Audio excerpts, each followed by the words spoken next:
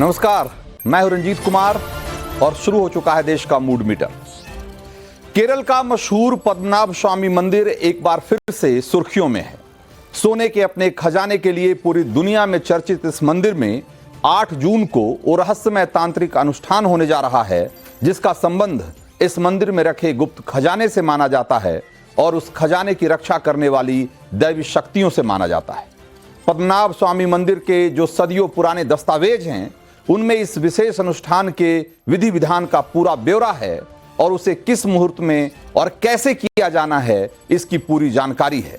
और साथ में एक चेतावनी भी है कि इस मंदिर के तहखाने को खोलने का मतलब उसके गुप्त खजाने की सुरक्षा कर रही रहस्यमय शक्तियों को नाराज करना है और ऐसा हुआ तो भयंकर अनिष्ट हो सकता है, बड़ी विपदा झेलनी पड़ सकती है। देश का मूड मीटर में आज मैं पद्मनाभ स्वामी मंदिर में होने वाले उसी खास अनुष्ठान और उससे लेकर लग रही अटकलों की पड़ताल करने वाला हूं। तो जिसमें कि एक तरफ यह कहा जा रहा है कि इस अनुष्ठान को करने की वजह मंदिर की शक्तियों को फिर से जागृत करना है और दूसरी तरफ यह चर्चा गर्म है कि पद्मनाभ स्वामी मंदिर के 7वें तहखाने को खोलने की तैयारी हो रही है और वो तहखाना जिसके भीतर जो खजाना है उसकी कीमत कोई मिलियन या बिलियन डॉलर में नहीं बल्कि ट्रिलियन डॉलर में लगाई जा रही है। इसीलिए इस खास अनुष्ठान को 270 साल बाद दोबारा किया जा रहा है। आपको बता दूं कि यह विशेष अनुष्ठान जिसे महाकुंभाभिषेक कहा जा रहा है इससे पहले 1755 ईस्वी में हुआ था। तब त्रावणकोर के राजा मार्तंड वर्मा थे और उन्होंने इस अनुष्ठान को करवाया था। मार्तंड वर्मा ही वो राजा थे जिन्होंने की पद्मनाभ मंदिर परिसर का विस्तार भी करवाया था और मंदिर के तहखानों के दरवाजों को नए सिरे से मजबूत करवाया था। और उन्होंने ये काम इसलिए किया था क्योंकि अंग्रेजों के इशारों पर उस समय मंदिर के उन तहखानों को खोलने की साजिश की जा रही थी जिसमें पद्मनाभ स्वामी का अकूत खजाना रखा हुआ था, जिसमें कि स्वर्ण भंडार है और बेशकीमती जो रत्नों का या हीरे जवाहरात का जो भंडार है उसको खोलने की उस समय साजिश रची जा रही थी। लेकिन तभी कुछ अचानक ऐसा हुआ था, ऐसा डरावना हुआ था जिसकी वजह से अंग्रेजों ने खजाने को खोलने और उसमें जो हीरे जवाहरात थे उसको निकालने का इरादा हमेशा हमेशा के लिए छोड़ दिया। केरल में रहने वाले सनातनी परिवारों में आज भी एक किस्सा बहुत कहा सुना जाता है कि तब मंदिर के तहखाने से अचानक ही बड़ी संख्या में जहरीले नाग निकल आए थे और उन्होंने तहखाने का दरवाजा खोलने में जुटे लोगों पर हमला बोल दिया था जिसमें कि बहुत सारे लोग मारे गए थे। लेकिन ये तो किंवदंतियों की बात है। लेकिन आज की हकीकत यह है कि पद्मनाभ स्वामी मंदिर के 7 तहखानों में 6 खोले जा चुके हैं और उनके अलग अलग तहखानों से अरबों खरबों के सोने, आभूषण, हीरे जवाहरात निकाले जा चुके हैं। सिर्फ 7वां तहखाना है जिसे कि अभी तक नहीं खोला गया है और जो कि बहुत रहस्यमय है और जिसके दरवाजे पर कोई ताला नहीं लगा हुआ है बल्कि एक बड़े से नाग की आकृति बनी हुई है और जिसने अपनी कुंडली में 7वें तहखाने के पूरे दरवाजे को जकड़ रखा है और इस दरवाजे को बी वाल्ट के नाम से जाना जाता है।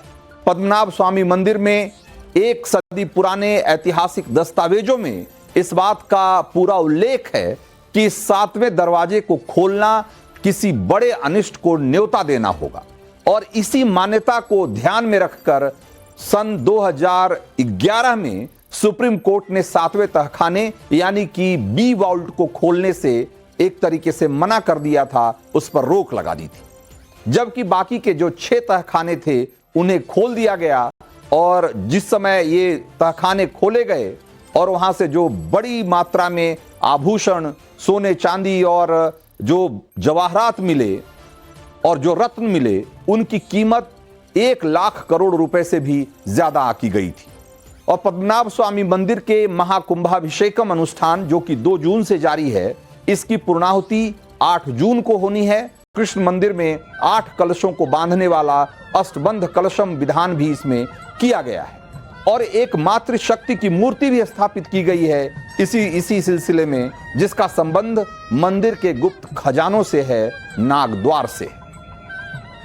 तो ये सब कुछ कहां हो रहा है, उसमें कहां ये खजाने रखे गए हैं और कैसे क्या। तो ये देखिए, ये उस पूरे मंदिर परिसर का एक तरीके से नक्शा है, इस पर गौर करिए। इसमें जो सबसे महत्वपूर्ण चीज है वो ये है कि ये मंदिर का जो है, ये आप जो देख रहे हैं, ये गर्भगृह है और इस गर्भगृह के नीचे ही ये यहाँ पे जो पद्मनाभ स्वामी जी की मूर्ति रखी हुई है। अब इसमें 4 प्रवेश द्वार हैं। आप देखिए, एक उस तरफ, एक इधर, इधर चारों दिशाओं में 4 प्रवेश द्वार हैं। उस तरफ जो है मंदिर का मुख्य प्रवेश द्वार है, बाकी भी 3 और प्रवेश द्वार हैं अलग अलग दिशाओं में।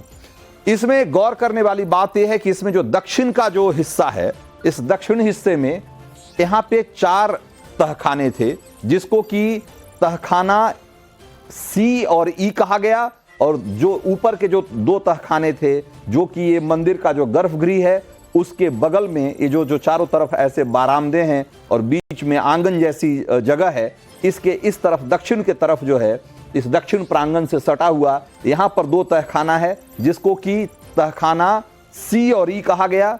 और ये जो आप देख रहे हैं तहखाना डी और एफ, ये यहाँ पर इससे ही सटा हुआ नीचे की तरफ यहाँ पे है।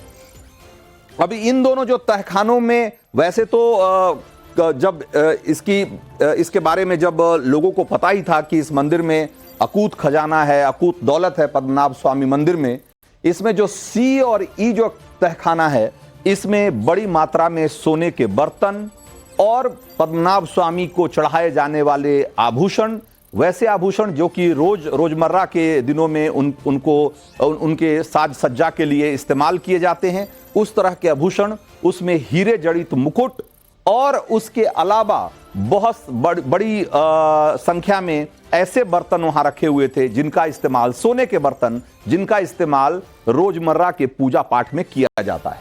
और इसमें इस खजाने, इस जो तहखाने में जितने आभूषण और बर्तन मिले, वो अगर उसकी पूरी कीमत का आकलन किया गया तो करीब करीब 1450 करोड़ रुपए के आसपास उसकी कीमत आकी गई, यानी कि 1500 करोड़ के आसपास।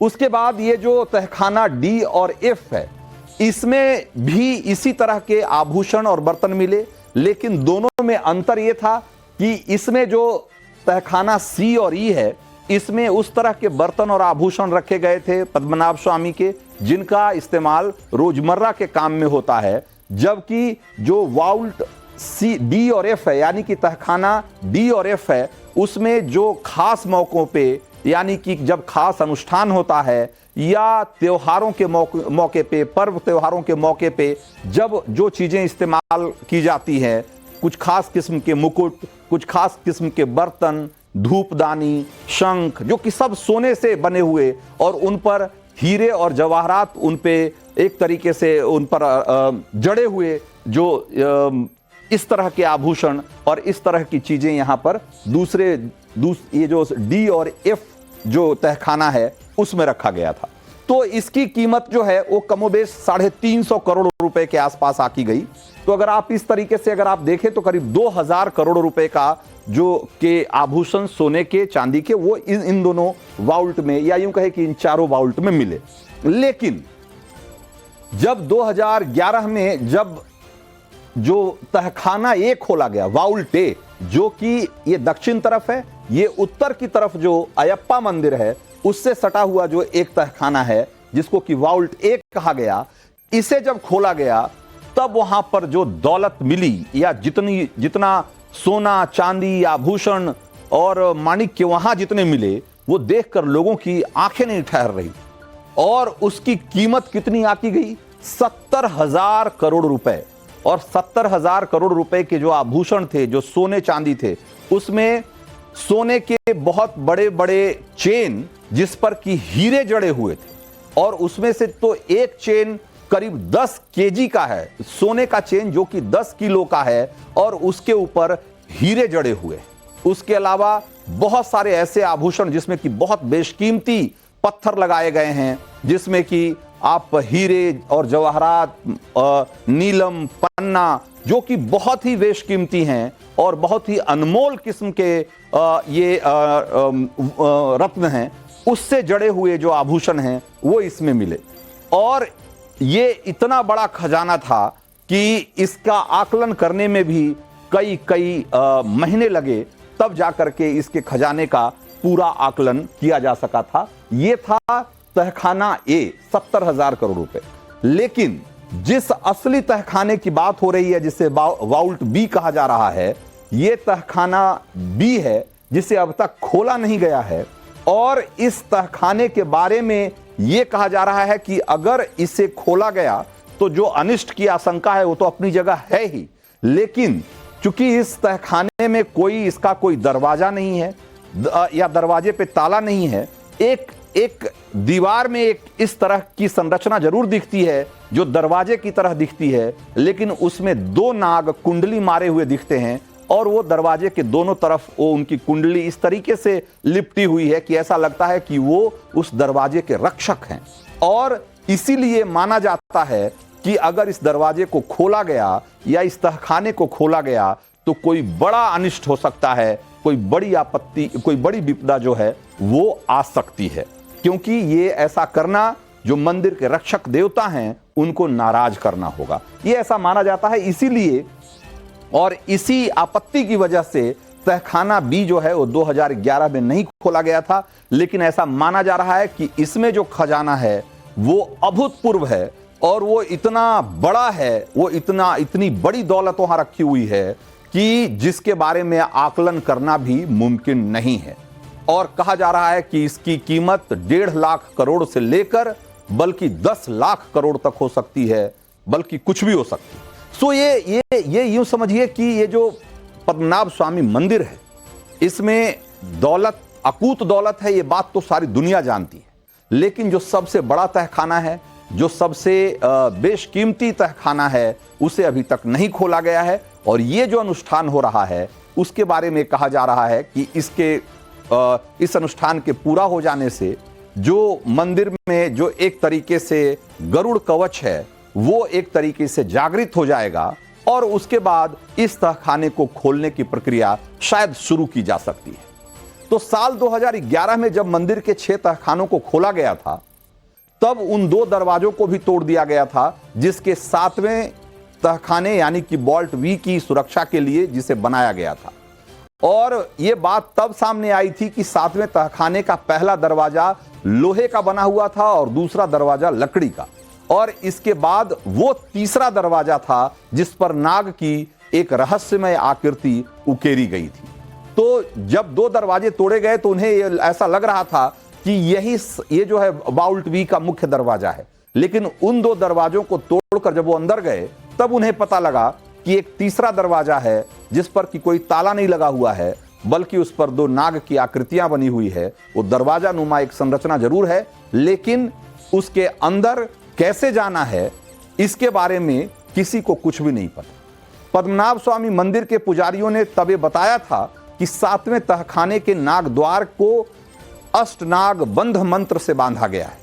अष्टनाग बंध मंत्र से बांधा गया है, यानी उन 8 महानागों की शक्तियों से जिसका सनातन के धर्म ग्रंथों में पूरा वर्णन है। और ये 8 नाग कौन कौन से हैं?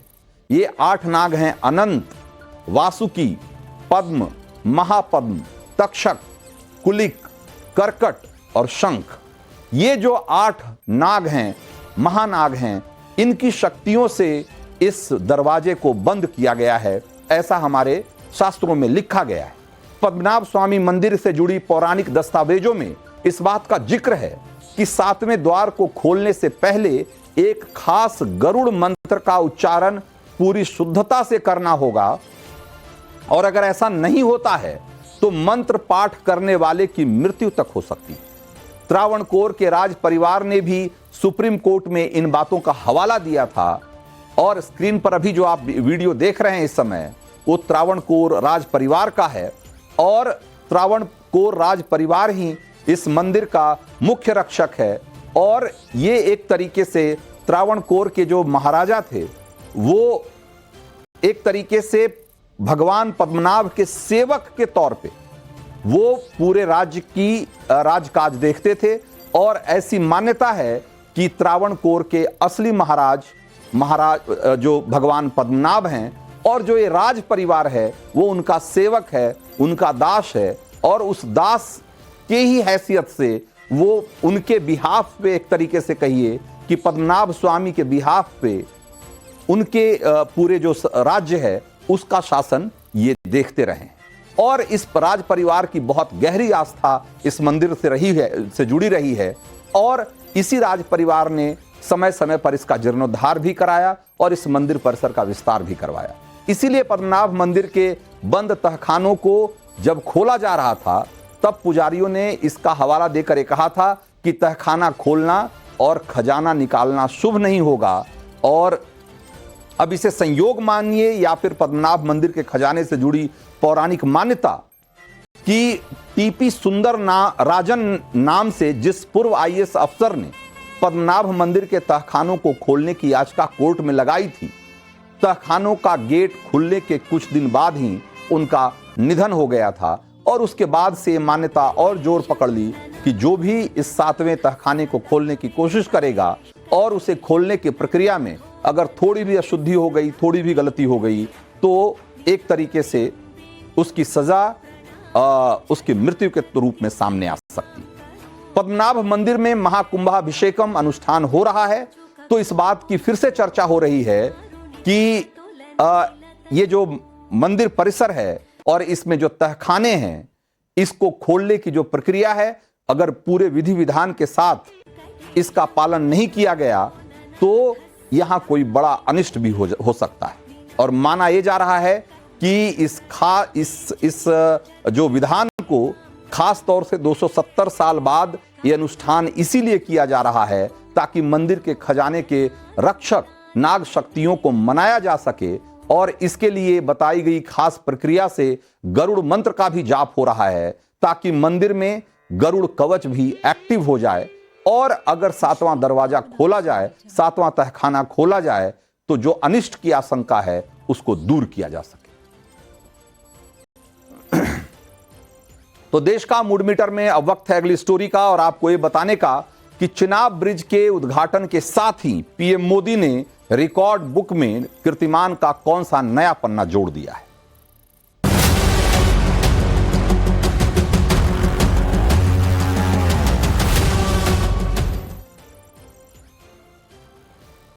तो स्कूल कॉलेज के स्टूडेंट हैं हों या नौकरी के लिए कंपटीशन की तैयारी करने वाले लोग, अक्सर ऐसे सवालों से उनका पाला पड़ता रहता है कि दुनिया का सबसे लंबा पुल कहाँ है, सबसे ऊंचा पुल कहाँ है, और ऐसे तमाम सवाल जो है वो आपने भी कभी पढ़ाई की होगी तो आपको इस बात का अंदाजा होगा कि इस तरह के सवाल से आप रूबरू होते रहे हैं। और आपके इसके जवाब के तौर पे आपने हमेशा देखा होगा कि दुनिया के दूसरे देशों के प्रोजेक्ट्स, दूसरे देशों की इमारतें, उनके पुल और उनके बारे में आप पढ़ते रहे होंगे उसके जवाब के तौर पे।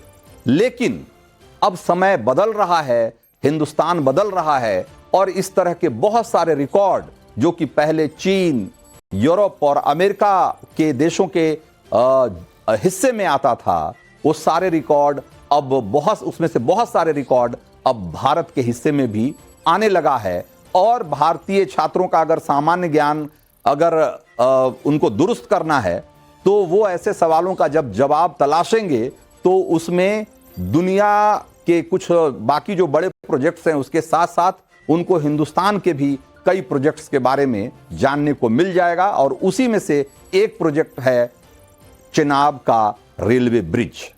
प्रधानमंत्री मोदी ने आज पहलगाम हमले के बाद पहली बार जम्मू कश्मीर का दौरा किया और रियासी जिले में चिनाब नदी पर बने दुनिया के सबसे ऊंचे रेलवे आर्च ब्रिज का तिरंगा दिखाकर उसका उद्घाटन किया। और इसके बाद अंजी ब्रिज और कटरा में कश्मीर की पहली ट्रेन कटरा श्रीनगर वंदे भारत को भी उन्होंने हरी झंडी दिखाई। और कश्मीर घाटी में ट्रेन दौड़ाने का सपना चिनाब और अंजी ब्रिज की वजह से ही मुमकिन हो पाया है। और इन दोनों ब्रिज के उद्घाटन के साथ ही कश्मीर घाटी रेल मार्ग से बाकी हिंदुस्तान के साथ जुड़ गया है। और ये वो काम है जिसे पूरा करने के लिए अंग्रेजों के दौर से प्लानिंग चल रही थी, लेकिन पूरा हुआ मोदी के दौर में। आजादी के 77 साल बाद भी कश्मीर बर्फबारी के सीजन में पूरे देश से एक तरीके से कटता रहा है और नेशनल हाईवे 44 बंद हो जाने से घाटी का रास्ता बंद हो जाता है। इसके अलावा सड़क के रास्ते जम्मू से कश्मीर जाने में वैसे भी 6-7 घंटे का समय लगता है, लेकिन ट्रेन शुरू होने के बाद अब ये सफर सिर्फ 3 घंटे में पूरा हो जाएगा।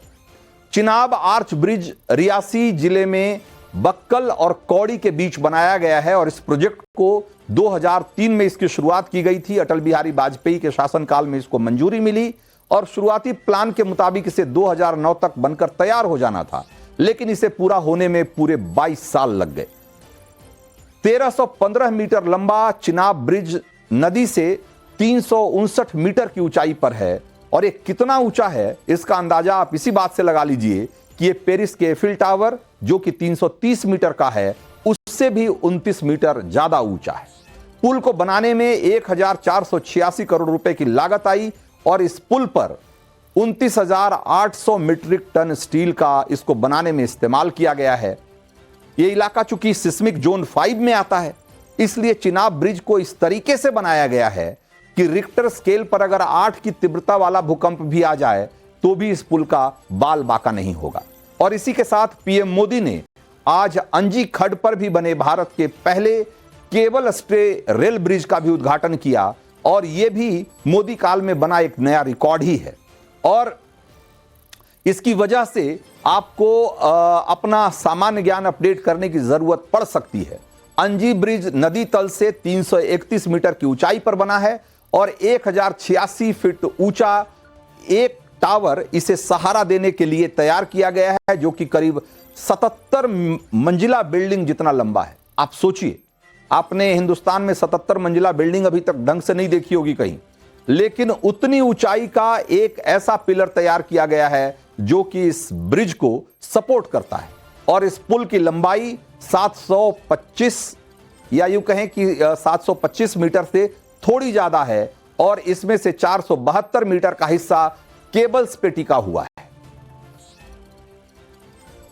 ये दोनों ब्रिज सिर्फ ईंट, सीमेंट, स्टील और लोहे के ढांचे नहीं है, ये पीर पंजाल की दुर्गम पहाड़ियों पर खड़ी भारत की शक्ति का जीवंत प्रतीक है। ये भारत के उज्जवल भविष्य की सिंह गर्जना है। ये दिखाता है विकसित भारत का सपना जितना बड़ा है उतना ही बुलंद हमारा हौसला है।